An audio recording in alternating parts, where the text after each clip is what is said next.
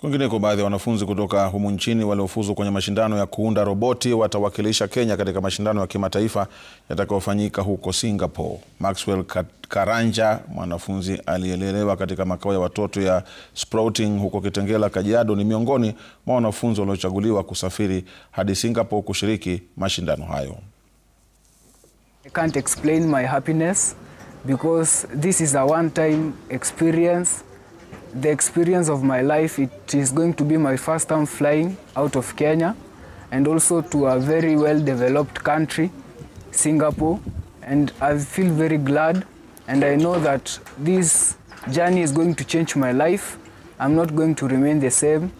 I'm going to come back with victory and also to uphold the name of Kenya and also to help my other brothers and sisters who are here and to support them in what they are doing.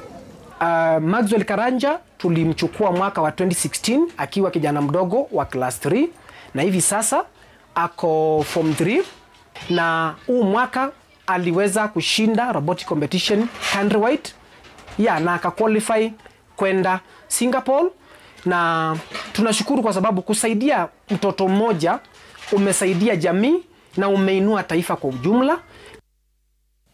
Tunarejea tena hapa studioni nipate mapumziko mafupi kabla ya kumaliza kabisa taarifa za mchana wa leo. Kama unavyoona kwenye runinga yako, hizi ni taarifa za hivi punde ambapo Amos Nyaribo, gavana wa Nyamira, ametimuliwa mamlakani. Kwa wawakilishi wadi 23 kati ya 31 ambao wamepiga kura za kumtimua, 19 walihudhuria kikao hicho na 4 wakasusia. Kwa hivyo Nyaribo kwa sasa yuko nje ya mamlaka ya kuwa gavana wa kaunti hiyo. Ana fursa ya kujitetea mbele ya bunge la seneti. Kwingineko, mimi nitapata fursa kama nilivyokuarifu nimeze mate kabla ya kurejea tumalize taarifa hizi za mchana wa leo.